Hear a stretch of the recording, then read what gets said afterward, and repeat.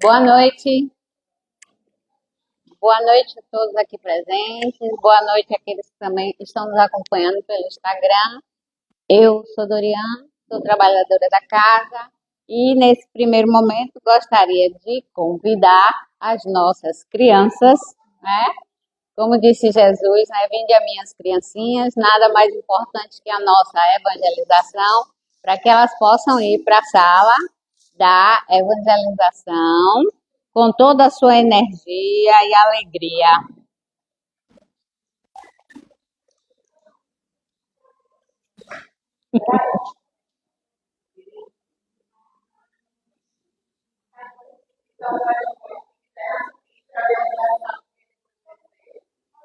Seja bem-vindo!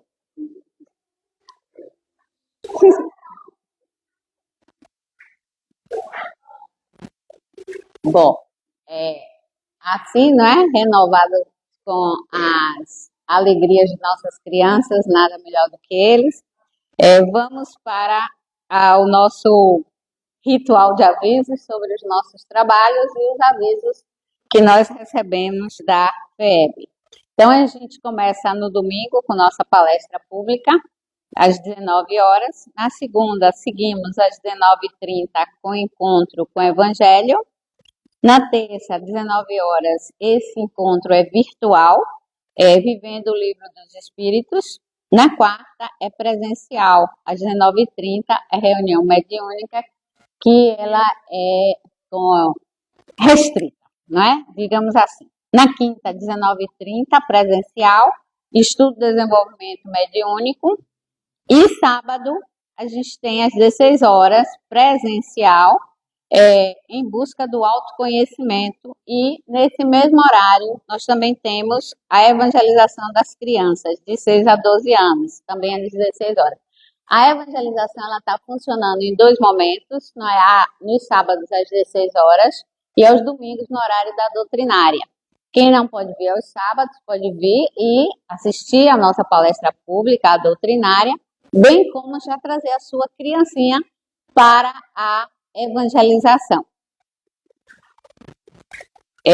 Os nossos avisos, os últimos avisos, né, que recebemos da FEB, nós temos que teremos um seminário de mediunidade em Salvador nos dias 14 e 15 de junho, o congresso, que será em Salvador, de 30 do 10 a 2 do 11 de 2025. Já estão abertas as inscrições, né, seu João? Já estão abertas as inscrições. O valor é R$ 230, que pode ser cartão ou Pix. Se for cartão, pode dividir até 10 vezes.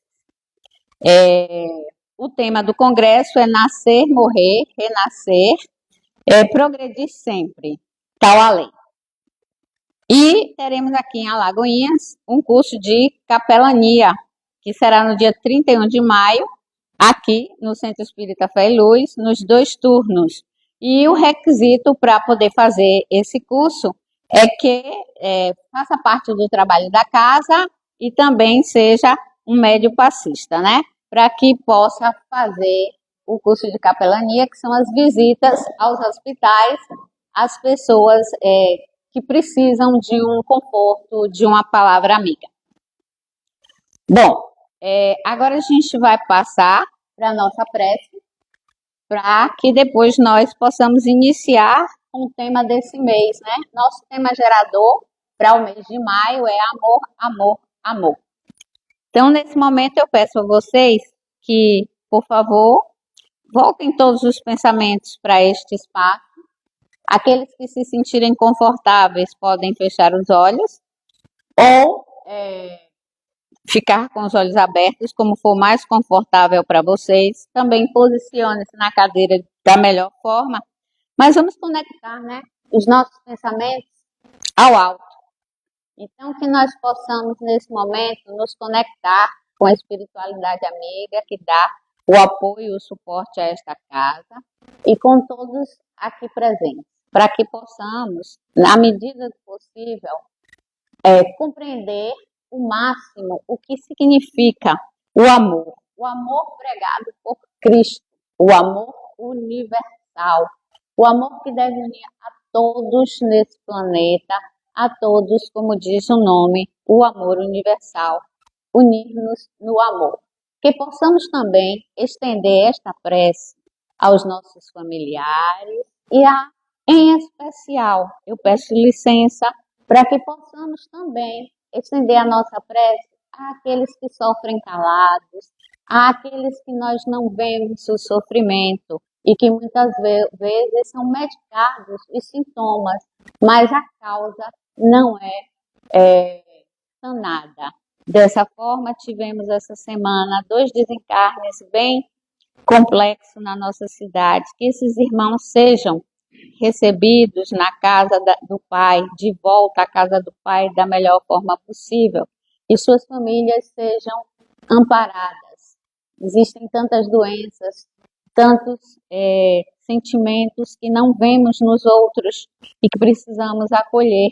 Não sabemos como o outro está. Então, que possamos ser o mais possível empáticos, amorosos, porque afinal também temos as nossas dificuldades, também temos todos os nossos sentimentos e estamos envolvidos por eles e que possamos organizá-los. E pedindo a Maria de Nazaré que nos cubra com toda a sua paciência, resiliência e amor. Ave Maria, cheia de graças, o Senhor é convosco. Bendita sois vós entre as mulheres, bendito é o fruto do vosso ventre, Jesus. Santa Maria, Mãe de Deus, rogai por nós, pecadores, agora e na hora de nossa morte. Amém. E que Jesus nos abençoe e proteja hoje e sempre. Que assim seja. Agora eu passo a palavra à nossa palestrante da noite, né? Sandra Matos, trabalhadora desta casa, que vai nos falar sobre o alto amor, não é? É o nosso primeiro tema de maio, não é? O que significa o alto amor? Como estamos trabalhando o nosso alto amor? Seja bem-vinda, Sandra. Muito obrigada.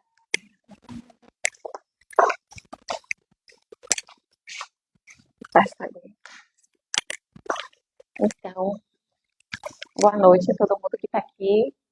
Boa noite também quem está em casa. Um tema difícil, viu? Toda vez que eu venho aqui, eu digo que o tema é difícil, e é mesmo.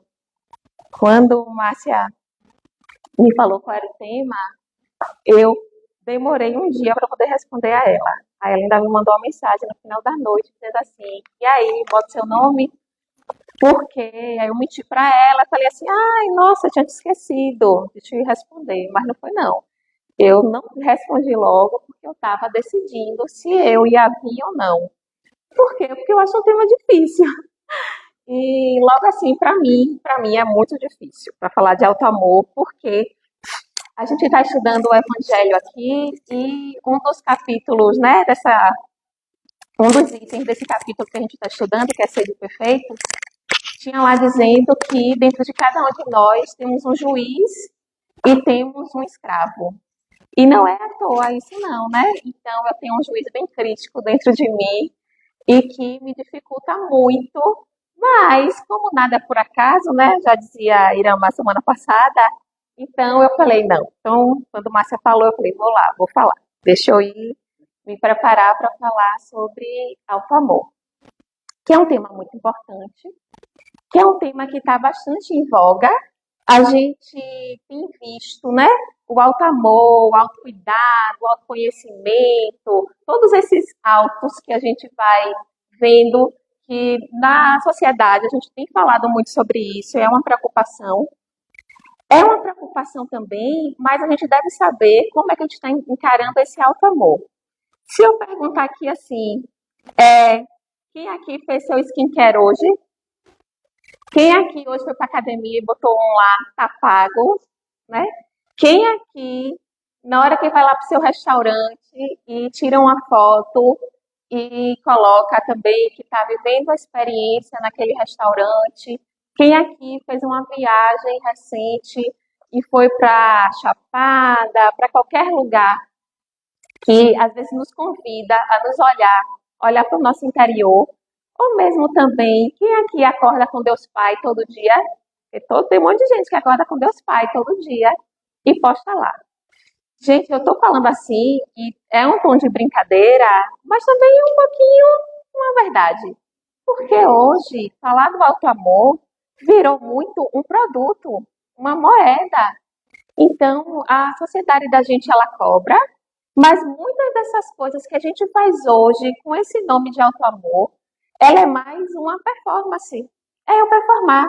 Então, será que eu acordar e colocar lá meu café com Deus Pai é realmente o meu momento de introspecção, é o meu momento onde eu quero me reconectar, é o meu momento de estar comigo junto com o Pai ao mesmo tempo?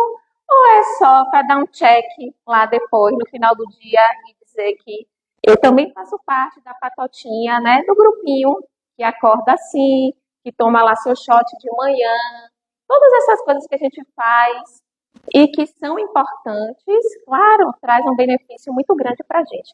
Mas a primeira reflexão que eu queria trazer era essa, assim, de que como muitas vezes a gente está se distanciando do que é verdadeiramente o alto amor, o autoconhecimento, e a gente está num processo mais de dar um check mesmo naquilo que a gente vem fazendo, naquilo que está sendo vendido. Hoje a internet, o que é que falam? Qual é a dor do seu negócio? Você tem que entender qual é a dor de quem está lá. Se eu sou médico, qual é a dor do meu paciente? Se eu sou psicólogo, qual é a dor do meu paciente? Se eu sou engenheiro, qual a dor? Se eu sou pedreiro, qual a dor lá do meu futuro empregador? Então, hoje a gente vai falando essas coisas assim, e a gente vai entrando num aspecto onde parece que o sagrado virou apenas símbolos. Então, meu símbolo é eu acordar e dizer o livro que eu estou lendo, para não só falar do Deus Pai, é o Conte Viva, que eu sei que é o livro de cabeceira de São João, e é a Bíblia também para o católico e para a gente também, todo mundo que é cristão. E a gente vai entrando nesse movimento onde parece que o sagrado virou símbolo, é acender o incenso, é estar diante do cristal tal, é fazer a viagem lá com o guru, mas parece que a gente está comprando bem-estar e a gente está se afastando daquilo que realmente importa, que é a conexão. É como se a gente fosse querer fazer contato com o sagrado com o alívio de que tudo isso pode nos proporcionar, mas sem entrar em confronto. E não existe transformação sem o confronto. Não existe uma busca pelo alto amor realmente se eu não me confrontar comigo mesma.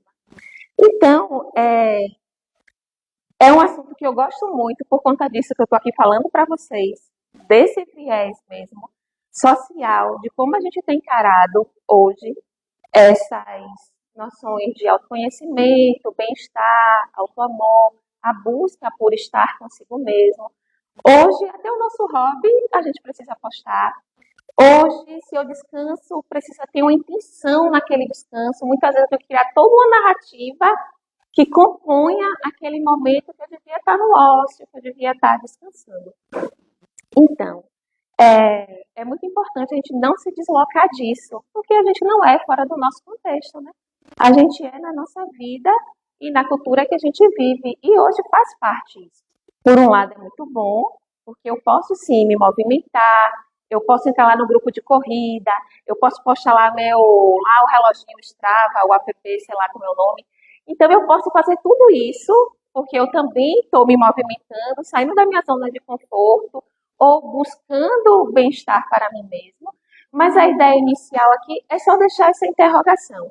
Se isso verdadeiramente está fazendo com que a gente entre no movimento de busca por si mesmo, e essa busca por si vai passar fatalmente pelo alto amor, ou é só para a gente cumprir uma tabela, dar lá os cheques naquilo que hoje é produto, porque hoje a saúde é produto.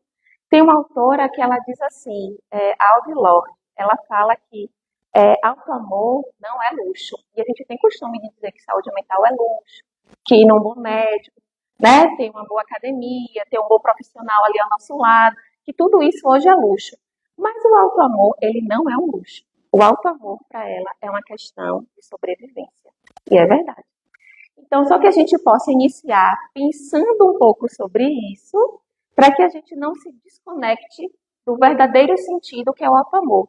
Que para mim é muito simbólico isso, de que eu não posso só querer o alívio sem a transformação. E a transformação, ela vem pelo encontro conosco mesmo. E esse encontro, muitas vezes, ele não é tão bonito como a gente imaginava. Às vezes, conhecer a gente vai trazer partes que a gente quer esquecer. Então, às vezes, também a gente vai ser preciso a gente se desconhecer um pouco. Às vezes, o movimento não é só de se autoconhecer, mas às vezes o movimento é o contrário, é da gente se desconhecer um pouco, para que a gente abra espaço para outras coisas na nossa vida.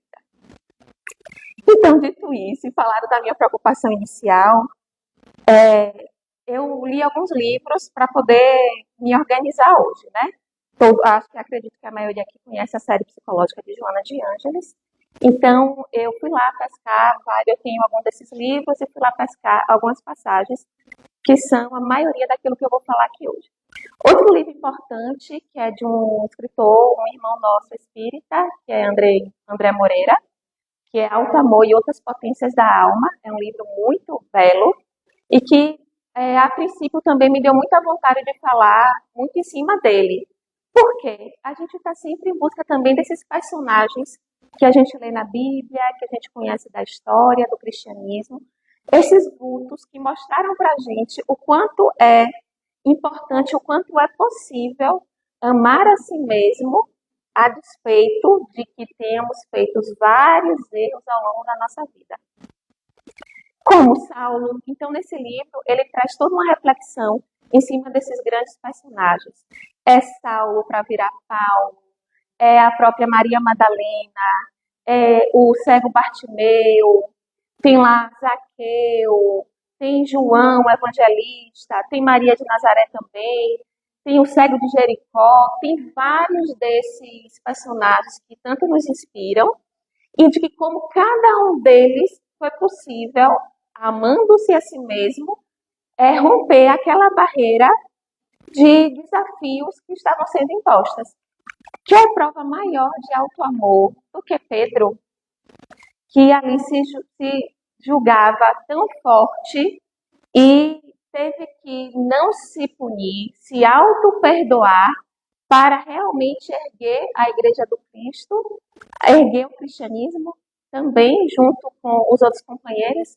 Então, eu queria começar também falando, para quem está em casa, né, que vai estar com algum papel na mão, se não tiver, corre e pegue. Quem está aqui, vá pensando aí, anote aí na cabeça, que a primeira coisa, gente, quando a gente está falando de auto-amor, e é o mais importante para a gente pensar, é que a gente precisa aceitar a nossa humanidade. É a primeira coisa. Porque todas essas pessoas que eu falei, esses personagens, eles aceitaram a humanidade deles. E aceitar a nossa humanidade é aceitar nossas sombras, é aceitar as nossas dificuldades, é aceitar os nossos empecilhos, as barreiras que a gente tem, mas é também aceitar até as nossas virtudes. Então, a primeira coisa que a gente deve pensar é isso. É preciso aceitar-se humano. Ninguém que queira sair na jornada do auto-amor vai conseguir fazer ela sem aceitar-se que é humano. Ou seja, sem aceitar que erra, que comete erros, que está aprendendo também enquanto caminha. Então, a primeira coisa que a gente deve anotar e não esquecer é isso. E aí, no livro lá de André Moreira, ele traz uma frase que, para mim, assim, também é muito importante quando a gente pensa em humanidade e pensa em auto-amor. Veja se não é para a gente que ele está falando isso aqui. No processo de cura das doenças da alma, é preciso aprender a levantar a bandeira branca da paz na relação consigo mesmo, aprendendo a aceitar-se. Então, a primeira coisa que me chamou a atenção é que ele diz assim, no processo de cura das doenças. Mas Jesus não veio para os doentes, não é isso mesmo que nós somos? Doentes aqui na Terra? Então, é no processo da cura das nossas doenças da alma, é preciso a gente aprender a levantar essa bandeirinha da paz, que a gente não está em guerra contra a gente mesmo, A gente vai levantar essa bandeira aprendendo a aceitar-se a si mesmo. Por isso que eu disse que a primeira coisa que a gente não deve esquecer é que a gente não deve aceitar a nossa humanidade. A gente não vai esquecer que a gente erra e que a gente está numa trajetória, a gente reencarna para progredir, melhorar, burilar, fazer a nossa reforma íntima. E tudo isso só é possível se eu tenho, para mim, esse valor que é a aceitação, que eu vou falar mais na frente. E aí, então, será que a gente tem gostado da gente mesmo? Será que a gente tem criado oportunidades de se amar, de demonstrar esse amor para com a gente mesmo? Se eu tirar tudo isso, se eu tirar o skincare, se eu tirar todas essas imposições hoje que a vida nos coloca, o que é que no final do dia eu vou poder fazer comigo mesma como uma forma de demonstrar o auto-amor? A gente já sabe dessa resposta, né? Foi Santo Agostinho que nos disse. Que é o lá conhece-te a ti mesmo, né? Ao chegar ao final da noite, a gente possa rever tudo aquilo que a gente fez. Então, assim como tem essa frase aí, o conhece-te a ti mesmo e o ama-te a ti mesmo. Será que a gente está já empenhado em amar a nós mesmos a despeito de como somos? A despeito de toda a minha trajetória? Então, essa é a primeira interlocução também que a gente deve fazer quando eu estou sozinha também, lá ao final do dia. Qual é o skincare que eu quero fazer na minha alma? O que é que eu quero limpar? O que é que eu quero tirar? Onde é que eu quero hidratar? Aonde é que eu quero colocar movimento na minha vida? Aonde é que eu quero me alimentar de maneira saudável o corpo e a alma também? Porque está lá também no Evangelho, se eu não me engano, é ainda nesse capítulo, Sede perfeitos, que está lá, né? Cuidar do corpo e do espírito. O corpo está primeiro. Porque a gente não é nada sem o nosso corpo também, né? Na nossa experiência, a gente vem com essa experiência com o nosso corpo. E claro que o cuidado com o corpo é fundamental. Mas é preciso que a gente possa viver isso.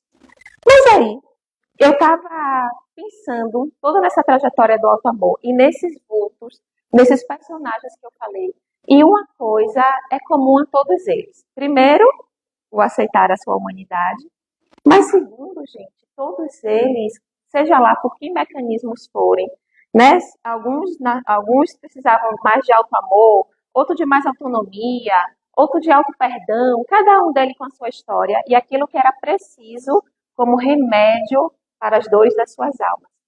Mas todos eles têm algo em comum que é, porque todos nós, a gente pensa, a gente sente e a gente age. A gente tem essa trilogia que é o que nos comanda. É o que eu penso, aquilo que eu estou pensando, quais são as crenças que eu tenho, quais são as informações que chegam até mim, qual é o diálogo interno que eu tenho comigo mesma, aquilo que eu sinto também. Eu estava falando aqui de aceitação, então como é que eu aceito as minhas emoções? Será que eu aceito elas? Será que eu não aceito? Será que eu estou no movimento de fuga, de esquiva, de correr delas? E o comportamento. Porque eu penso, eu sinto e eu manifesto isso através de uma ação. Então, todos eles passaram por seus momentos onde talvez um ou outro esteja um pouquinho mais desequilibrado, mas todos nós nos comportamos dessa maneira, pensando. Então, é importante a gente saber o que a gente pensa, o que a gente nutre aqui. É importante a gente saber o que a gente nutre aqui, no nosso sentir, e é importante a gente saber como é que a gente coloca isso em ação no mundo. Então, eu fiquei pensando hoje, eu falei, gente, mas tem alguma coisa que me lembra pensar, sentir e agir. E aí, o autocuidado me passou assim como uma jornada. Na verdade, é isso, é uma caminhada. É uma jornada que a gente vai fazer. E nessa jornada, eu até botei lá no meu Instagram, vai ter momentos onde a gente vai se deparar com uma floresta densa, vai ter momentos onde a gente pode se deparar com buracos no chão, com fossos, com vales, com montanhas que a gente precisa transpor elas. A gente vai encontrar com figuras que também simbolizam muito as nossas dificuldades ou as nossas sombras. Então eu me lembrei de 3 personagens, eu não sei se vocês já ouviram falar deles, eu acho que já. que é quem? Alguém que queria muito um cérebro, porque queria pensar. Alguém que queria muito um coração, porque queria sentir. E alguém que queria muito coragem, porque era muito medroso, queria agir. Então, quem já ouviu falar de Dorothy e lá os três companheiros dela de viagem, na jornada? Dorothy, né, lá do Mágico de Oz, ela saiu do Kansas, que no filme e no livro é retratado como um lugar cinzento, sem muitas cores. E depois de um ciclone, um tornado, tudo aquilo que acontece, hoje eu não vou contar a história toda não, eu adoro contar a história, mas hoje eu não vou contar não. Então, depois daquele ciclone, daquela coisa toda, ela quer lá no mundo de Oz, né? E lá nesse mundo, o interessante é que é dito para ela que ela vai precisar seguir um caminho, que é lá a estrada, o caminho dos tijolos amarelos. Ao chegar ao final desse caminho, ela vai encontrar com o grande mágico de Oz, porque ela quer voltar para casa. Saudade, né, da casa, dessa morada dela. E quando ela cai em Oz, a primeira coisa que chama atenção é o quê? É que Oz é muito colorido, é cheio de cores. É diferente do que ela estava acostumada, que era tudo muito cinzento, muito sem vida. E a primeira personagem que ela encontra é o espantalho, que está à margem do caminho. Então ela vai conversar com ele, ela vê que ela salva ele, porque ele está lá preso. E aí ele vai contando para ela que o autoconceito do espantalho é qual? É de uma pessoa sem cérebro. É de uma pessoa que talvez não tenha a inteligência a seu favor, é uma pessoa que acredita que não tem a capacidade de pensar, de raciocinar, que não é movida pela razão, que não faz um bom uso disso. E ela conta para onde é que ela está indo e diz por que ela está indo. E aí ele diz que vai seguir junto com ela porque ele quer um cérebro. E será que o mágico de Oz, se vai levar ela para casa, será que também não pode dar um cérebro para ele?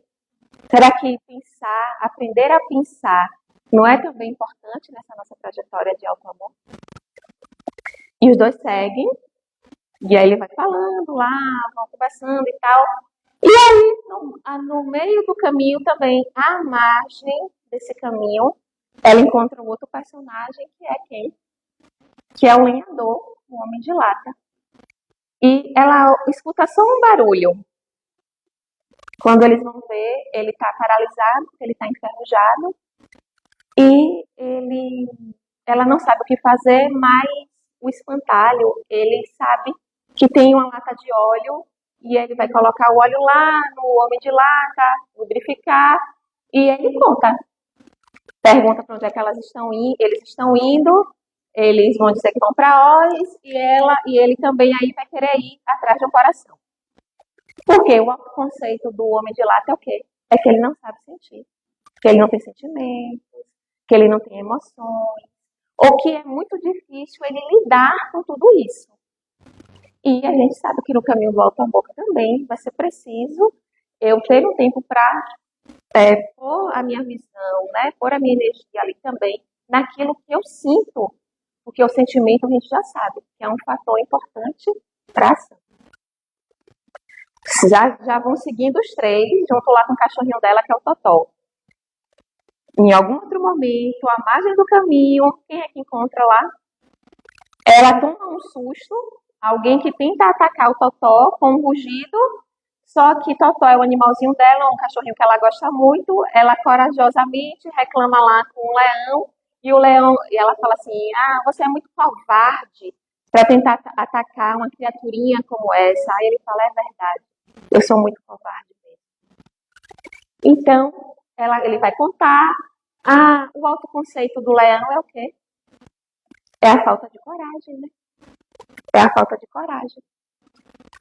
E essa coragem, essa vontade, essa força, falada de outras formas, o que é essa coragem podemos dizer aí que é ação.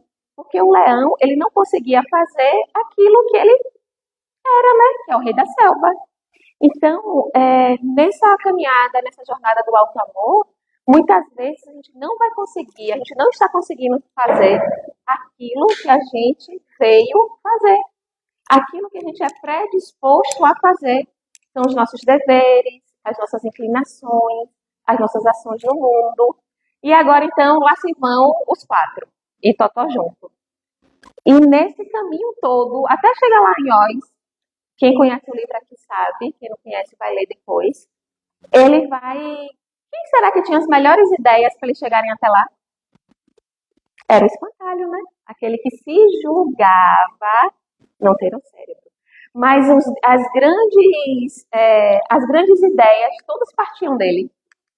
Então, aparecia um buraco lá, era um poço muito grande, muitas pedras pontudas, ninguém sabia o que fazer. O espantalho, uma ideia, o leão pode pular.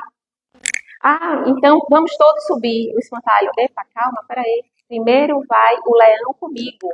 Porque se ele conseguir saltar e eu cair, eu não morro, porque eu sou de palha. Se ele conseguir fazer esse salto, ele vem pegando cada um. Pô, ideia. Depois tem outro momento lá, onde eles estão também. Tem um fosso, um buraco, eles precisam passar de um lugar para o outro. Ninguém sabe como fazer. Ele olha, tem uma árvore enorme. Então ele diz para o lenhador, se você cortar essa árvore, ela vai cair e vai se transformar numa fonte. Então todo o texto também lá sobre o espantalho nos diz, na verdade, o que, gente? Se todas as ideias mirabolantes, certeiras, quem tinha era ele, mas o autoconceito dele era um. Agora, todas as ideias, era como ele se julgava. Agora, as ideias que ele tinha mostrava justamente o oposto daquilo que ele imaginava de si mesmo. Mas ele não estava conseguindo ver ainda. O lenhador, meu Deus, o homem de lá também se fala. Pisou no besouro, chorou, se puniu, cuidou, teve todo um cuidado para que aquilo não acontecesse mais. Ou seja, ele era, daqueles personagens ali, o com mais coração, o mais preocupado com os sentimentos, com as emoções, com o outro, era o mais preocupado com o outro, como as pessoas estavam, como Dorothy estava. E o leão, que se julgava tão cheio de medo e tão sem coragem, nos momentos onde ele precisava enfrentar, onde elas precisavam lidar com algo feroz, com alguma coisa assim, que precisava de força, quem é que pulava lá na frente deles 3? Era o leão. Então, cada um desses personagens, gente, estavam em busca do quê? Daquilo que eles já tinham. A gente fica tão confuso, tão perdido nesse caos que a gente vai vivendo. E que a vida é assim mesmo, é um problema atrás do outro, a gente resolve um para na instante resolver outro. Que eles não se percebiam tendo aquilo que eles tanto queriam encontrar lá o mágico de Oz para ter. Então precisava também que essa harmonização acontecesse dentro deles, desse pensar, desse sentir e desse agir, para que eles pudessem descobrir que aquilo que eles tanto procuravam já estavam dentro de si. E a história vai contando, vai acontecendo muitas coisas até chegarem lá em Oz. E tem uma parte que é muito interessante, que para entrar em Oz, eles têm que usar um óculos verde. Então isso é outra coisa que que sinaliza, tem muito a ver com o que a gente está conversando aqui hoje. Que parece assim, que para eu fazer nesse caminho do alto amor, para eu me conhecer realmente, eu tenho que me enxergar com outros olhos. Eu vou ter que olhar para mim de uma outra forma. Eu vou ter que trocar as lentes de como eu me enxergo e daquilo que eu penso que é o meu autoconceito. Daquilo que eu imagino, né, que forma lá minha autoestima, o meu senso de autoeficácia e todas essas coisas que compõem o nosso ser. Então, para entrar na Cidade das Esmeraldas, precisava botar um óculos. E esse óculos ia fazer eles verem diferente.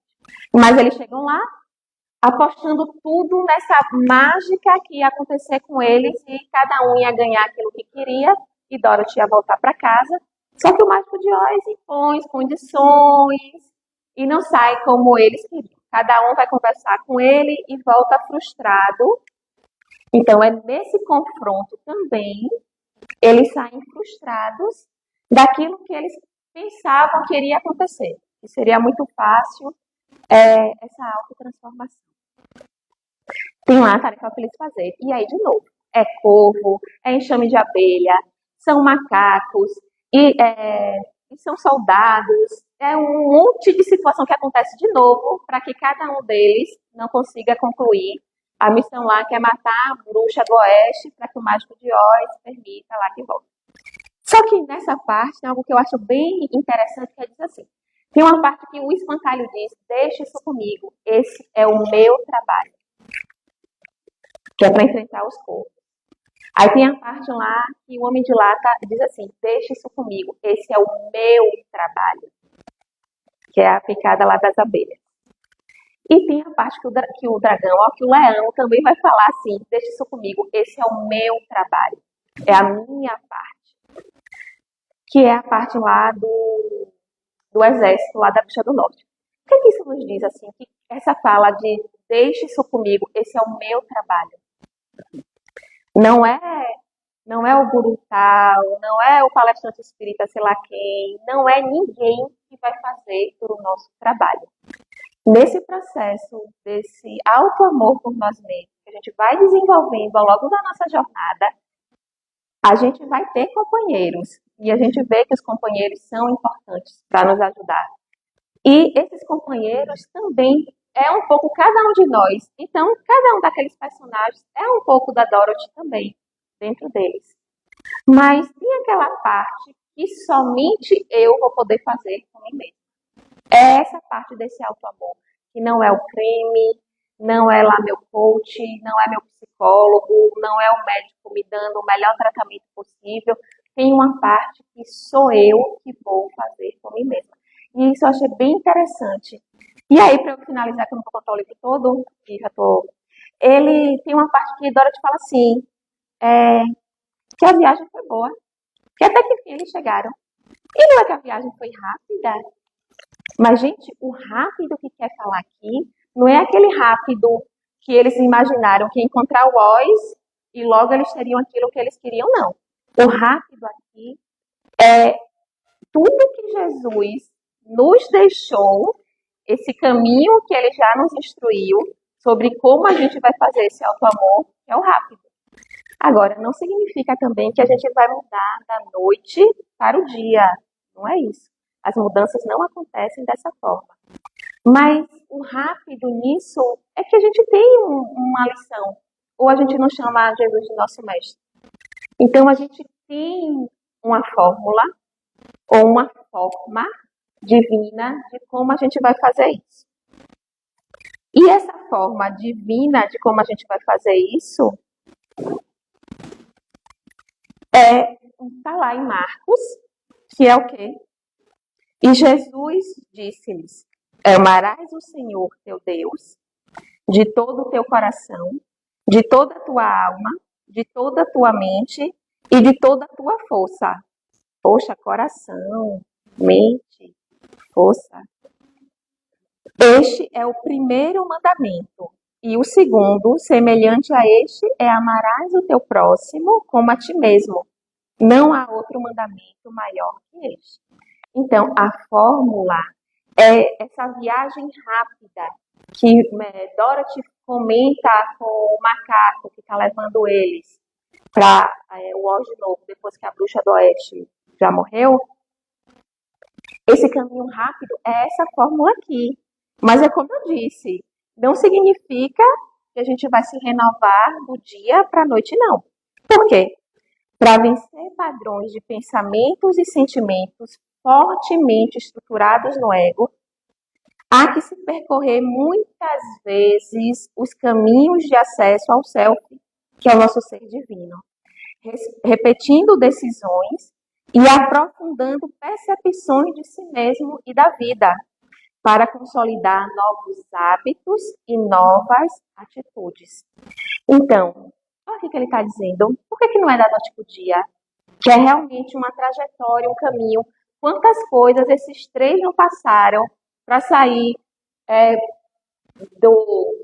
quando caíram lá no mundo de Oz, para que Dorothy conseguisse voltar ao Kansas, que era voltar para o lar dela, né? Aquela frase tão conhecida do que não há nada igual como o nosso lar, né? Então, para vencer padrões de pensamentos, padrões de sentimentos, tudo isso fortemente estruturados no nosso ego. Há que se percorrer muitas vezes os caminhos de acesso ao self divino, repetindo.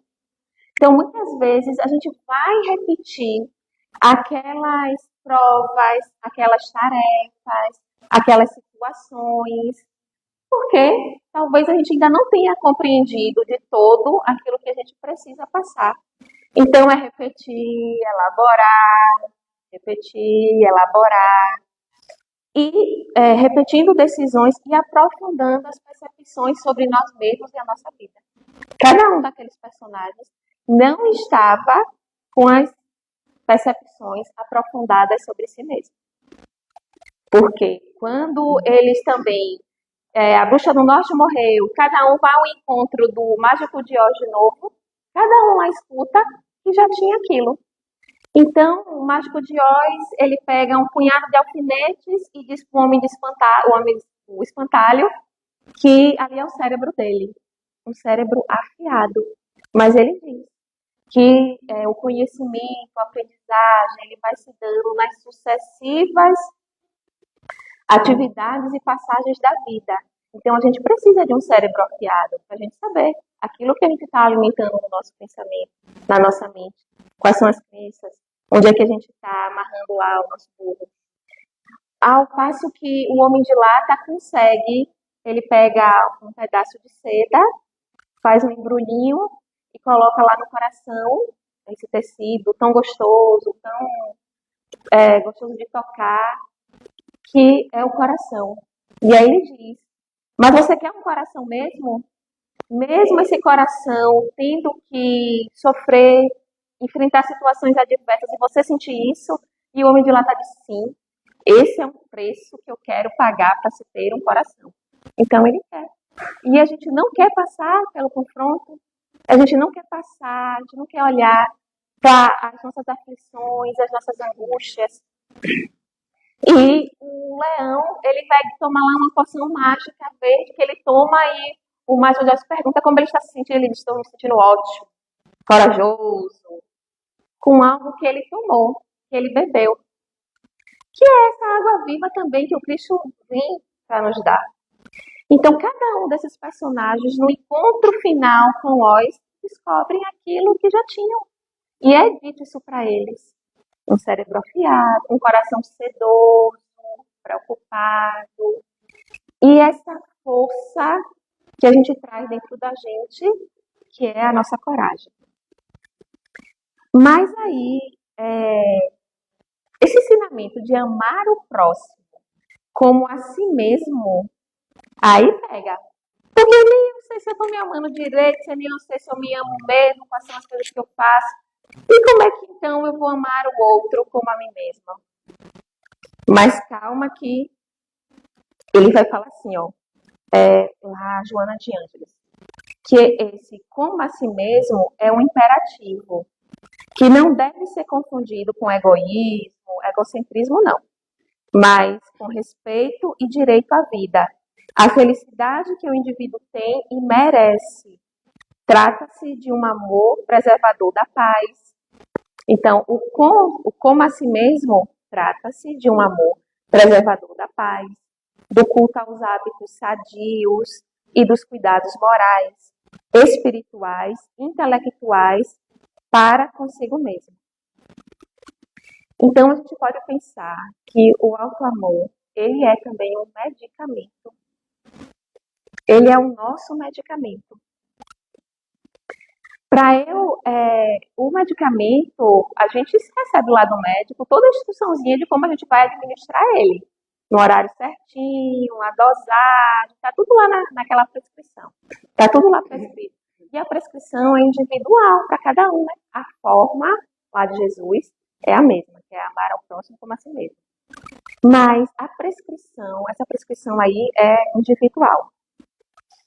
Mas ele vai dizendo que esse é o meio mais seguro para que a gente possa estender e extrapolar o amor que a gente sente por nós mesmos para o outro também.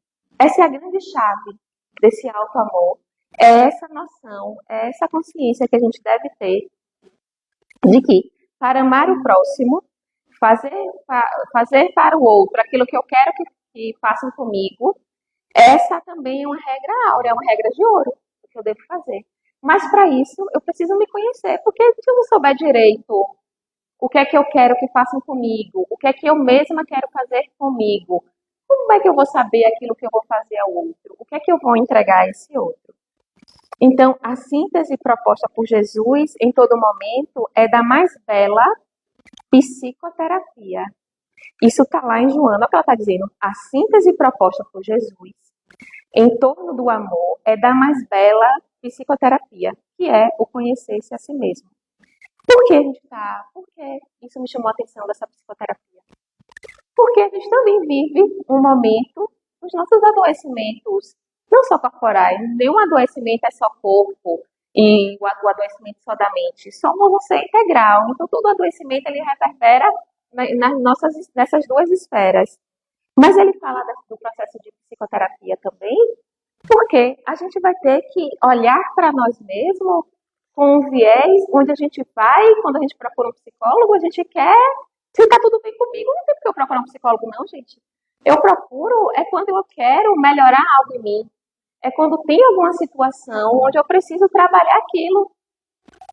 Onde eu também tenho que ir disposta a aceitar tudo aquilo que tem acontecido comigo, todas as minhas fragilidades. Então, quando ele fala num processo de psicoterapia, porque amar a si é um processo que vai demandar respeito, conhecimento, mas vai demandar também clareza de nós mesmos. Então, nesse processo todo, onde a gente vai deparar com nós mesmos, a gente precisa criar estratégias.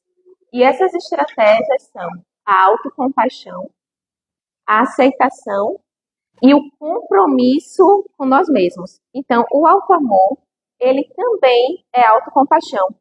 Ele também é eu olhar para mim mesmo com gentileza, com compreensão, com bondade, principalmente nesses momentos de grande dificuldade, de sofrimento, de falhas. E a aceitação, que lá no início eu disse, também faz parte desse processo. Porque a aceitação, ela é um processo ativo, é um processo de movimento. A aceitação não é eu aceitar a minha vida como ela está se apresentando naquele momento, sem criar resistências e julgamentos para que eu possa transformá-la. Então, não é algo que vai me aprisionar em mim mesmo, não, né? Ah, eu nasci assim, eu cresci assim, a síndrome lá da Gabriela, não. A aceitação é esse processo que vai me fazer me olhar com mais compaixão, me olhar com mais gentileza, me olhar com mais bondade e com esse compromisso, que tem muito a ver com o agir, os compromissos que eu faço, essa decisão consciente que eu tomo diante, principalmente, das dificuldades. Porque o auto-amor, ele também é a qualidade, aquela habilidade que a gente deve desenvolver, principalmente nesses momentos. Porque senão, aquilo que era para ser auto-amor, acaba virando o quê? Processos de desamor, carregados de culpa, de remorso, com medo do fracasso, com vergonha, com tristezas exacerbadas, com todas essas dificuldades que a gente pode nomear, e principalmente a culpa e o julgamento, esse autocrítico que a gente carrega dentro de nós, que está ali só apontando para os nossos defeitos. Mas se a gente já se aceita e já sabendo que somos humanos e enquanto humanos vamos errar, não devemos ficar presos naquele erro, mas se somos humanos, vamos errar. Então, o compromisso é com os nossos valores, porque o paradoxo é esse. Quanto mais resistência eu tenho, mais afastada eu estou daquilo que é valoroso e daquilo que seria uma vida significativa para mim. Que também faz parte do caminho desse auto-amor, é eu descobrir as minhas potencialidades, tudo aquilo que também está camuflado, escondido dentro de mim, por atavismos que eu carrego, ó. Por isso que não é do dia para a noite. Porque algumas dessas coisas a gente já vem carregando dentro de nós, essas disposições internas, há muito tempo. E aí, eu não disse que o auto-amor como uma medicação? Aí tá lá no livro autoamor e as potencialidades da alma, assim, ó. Autoamor como medicação segura para os doentes do corpo e da alma, frente às insatisfações crônicas, às lesões decorrentes de culpa e do autoabandono. Então, eu também não devo me autoabandonar, não. Eu devo olhar para mim com essa percepção de autocompaixão, mas também não é autocompaixão deprimente, que eu fique ali, que se transforme numa autocomiseração, vitimismo, coitadismo, não. É essa autocompaixão para que no diálogo interno comigo mesma, eu não seja esse crítico exacerbado que Jesus disse, eu também não te julgo, mas a gente se julga bastante. E aí, as prescrições, gente, elas são benéficas, claro, como eu disse, dei lá o exemplo do médico, eles prescrevem algo pra gente. E aí tem um livro de Chico, de André Luiz, pelo espírito André Luiz, né, que ele dá as 10 maneiras de amar a nós mesmos. Então, também, para que a gente não saia daqui, dessa conversa, sem saber muito bem como é que a gente pode se amar, a gente sabe que a gente vai ter que equilibrar o nosso pensar, o nosso sentir e o nosso agir. Que para equilibrar isso, eu vou ter que ter autocompaixão, eu vou ter que desenvolver aceitação, eu vou ter que desenvolver um compromisso com a minha vida, com a minha encarnação. Mas, para que isso fique mais simples também, vamos ver qual é a prescrição do médico André Luiz. Não é minha não, viu? É do médico André Luiz. Olha o que ele diz lá. Disciplinar os nossos próprios impulsos. Então, aprender a ter disciplina, né? Talvez não agir por impulso, aprender a disciplinar os nossos impulsos, trabalhar cada dia, produzindo o melhor que pudermos. Então, nessa cultura também de que tudo tem que ser produtividade, que tudo tem que ter tudo tem que gerar uma entrega, tudo tem que gerar algo. Então, a gente ter a consciência de que a gente vai trabalhar a cada dia, mas produzindo o melhor que puder, é um alívio muito grande. Porque a gente fica em cobranças exacerbadas, querendo fazer sempre o nosso melhor, é sempre a nossa melhor versão, é o tá pago, é o fiz isso, fiz aquilo. E aí a gente vai vendo os adoecimentos da alma. E aqui ele está nos dizendo, ó, produzindo a cada dia, um passo de cada vez, a cada dia aquele compromisso daquele dia. Mas ele também prescreve atender aos bons conselhos que traçamos para com os outros. Claro, a gente também não vive isolado, né? Somos seres relacionais, a gente precisa da relação com o outro. A gente só existe também por conta dessa relação. Então, o outro me forma, e por isso que Jesus, ele é tão espertinho, que sabendo de tudo isso, ele diz, amar ao próximo como a si mesmo, porque ele sabe que a gente também depende do outro para se autoconhecer, para saber qual é o conceito que a gente tem de nós mesmos, e até o auto-amor. Como é que a gente foi amado? Vai refletir também no conceito de auto-amor que eu tenho. Então, a gente deve atender aos bons conselhos que traçamos para os outros. Aqueles bons conselhos que eu dou para o outro, será que é o mesmo que eu dou para mim? Ou se eu falhar, o meu crítico interno vai me criticar, vai agir comigo com tanta intensidade que aquilo, se eu tivesse um amigo me contando aquilo que eu fiz, será que eu não olharia de outra forma? Então, os bons conselhos que eu dou com o outro, porque também eu não dá para mim mesma, eu não ser o meu melhor amigo. Esse também é um convite. Aceitar sem revolta a crítica e a reprovação. Claro, porque nem todo mundo, nem tudo que a gente faz vai ser aplaudido, nem sempre a gente vai acertar. A gente vai sofrer críticas. Se a gente está na vida e a gente está vivendo, as críticas vão chegar. E a gente deve aceitar sem revolta. Claro, aqui a gente não está falando dessas críticas que a gente sabe que podem, não sei lá, como a gente fala, aquelas críticas autoconstrutivas, não. Mas esse aceitar sem revolta é aceitar aquilo que vai nos acontecendo, aquilo que vai chegando para nós e que a gente vai frustrando o outro vai frustrando a nós mesmos também. Esquecer as faltas alheias. Quantas vezes a gente fica ali remoendo, quem me fez isso, eu não esqueço, e eu nem ajo com perdão com o outro e nem ajo com auto-perdão para mim mesmo. Esse aqui é o que eu mais gosto. Evitar as conversações inúteis. porque a gente perde tanto tempo nisso. A gente se distrai tanto nessas conversações inúteis, seja que a gente tem com o outro, seja as conversações inúteis que a gente tem com a gente mesmo.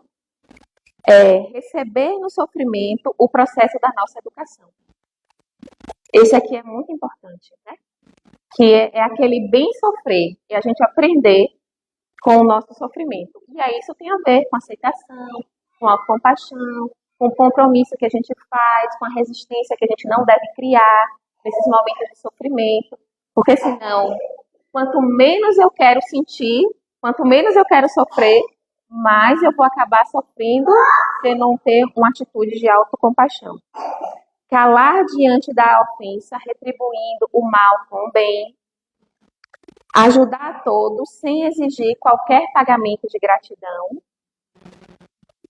E reagir às lições edificantes tantas vezes quantas se fizerem necessárias, perseverando no aperfeiçoamento de nós mesmos, sem desanimar e colocando-nos a serviço do Divino Mestre, hoje e sempre.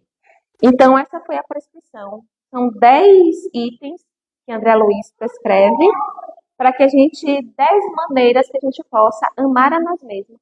Em várias dessas 10 aqui, foi a gente na relação com o outro, na relação com o próximo. Porque no momento que Jesus disse amar ao próximo como a si mesmo, eu devo amar seu João como a mim mesmo, seu João deve amar a mim como ele mesmo, e a gente vai fazendo essa pirâmide, onde cada um tem compromisso com o outro. Então, o compromisso que eu tenho comigo é a partir desse compromisso comigo mesmo que eu vou estender o compromisso com o outro. E eu não sei se depois dessa prescrição, né, que a gente vai colocar em prática, eu não sei se nessa jornada do alto amor nosso, se a gente vai trilhar um caminho lá como o de Dorothy, de tijolinhos amarelos. Mas eu sei que esse caminho que a gente vai trilhar é aquele mesmo caminho que Jesus nos disse que um homem saiu a semear. Então, gente, com isso eu quero encerrar a minha exposição, agradecendo vocês que ficaram aqui comigo e as pessoas de casa também, na certeza de que todo o caminho ele é perceptível de ser semeado. Nessa parábola, cada caminho houve uma ação de semeadura. Nenhum caminho, ainda que um não tenha dado frutos, a terra era seca, o passarinho comeu, muito espinho, até chegar lá na terra fértil, ainda assim, todos esses caminhos, todos esses solos, eles foram passíveis de ser jogados sementes nele. Então, que a nossa estrada de tijolinhos amarelos seja esse caminho do alto amor.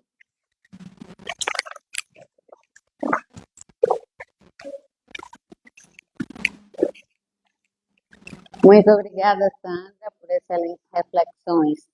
Ela deixa bem claro aí para a gente 3 palavras, né, que se conectam: o auto-amor, autoaceitação e autoconhecimento. Para que eu possa me amar, eu preciso me conhecer. Eu preciso me despir das personas que eu uso para estar nessa encarnação.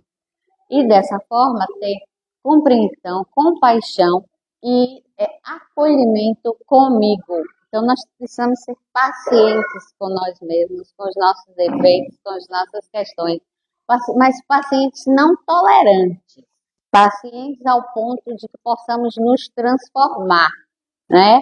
Que possamos pegar essas descobertas e, nesta encarnação, escolher aquelas que a gente pode transformar da melhor forma possível, para que possamos nos amar com a questão da nossa autoaceitação. Às vezes somos carrascos de nós mesmos. Mais uma vez, Sandra, muito obrigada. Agora a gente passa para a segunda parte dos nossos trabalhos, que é a terapia de passe. Que possamos permanecer em oração durante o passe e que as energias do passe coletivo, elas são tão significativas e importantes quanto a do passe individual, e elas também, nos nossos pensamentos e nas nossas orações, elas podem ser levadas àqueles que a gente acha que também estão precisando desse momento. Então, que nos coloquemos em oração e convido os nossos passistas para que possam ministrar o passe.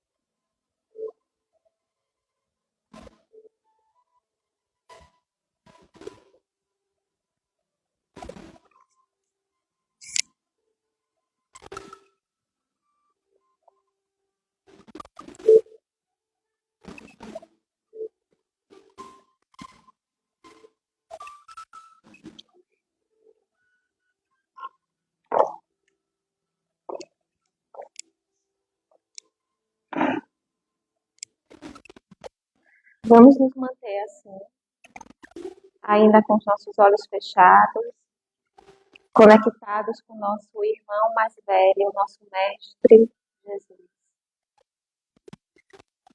Louvando Ele pela essa oportunidade maravilhosa que é a nossa vida e o cuidado que Ele tem em cada coisa que Ele coloca na nossa frente. Agradecendo as oportunidades que nos chegam, a nossa saúde, os momentos desafiantes e desafiadores, na certeza de que há um farol sobre nós, iluminando a nossa trajetória e a nossa caminhada. Que possamos ter uma boa semana, possamos voltar para casa, conscientes do nosso potencial e daquilo que trazemos dentro de nós, que é a nossa essência divina. E que essa essência possa germinar em nossas ações. Se fôssemos uma árvore, as nossas raízes seriam o nosso alto amor e que os frutos são as nossas ações. Quanto mais alto amor dediquemos a nós mesmos, mais frutos sadios iremos ofertar ao próximo. Isso é o que Deus, é o que Jesus espera de nós, que possamos cumprir com coragem essa tarefa divina de todo espírito. Que assim seja.